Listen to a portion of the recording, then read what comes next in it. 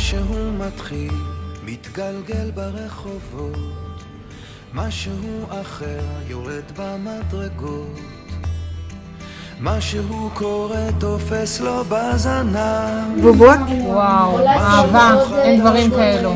וקשה לעשות בובות? לא, יש ויש, אבל יש בובות שמה זה קל לעשות אותם, ילדים יכולים לעשות אותם.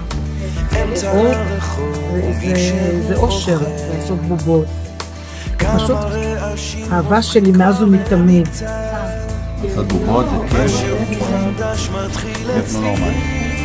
עכשיו דברים קוראים תמיד בזמן נכון, מולכים ביני המון, אין עיניי תראי ומגע מקרי.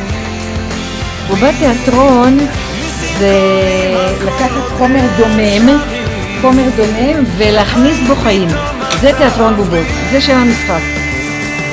ערב שוב יורד לעיר העסוקה, חושך מתגנב, מונית שם מחכה, חתול רחוב קטן גובע ברעב, משהו חדש מתחיל אצלי עכשיו, ריח מתוקים זה נפש, זה נשמה.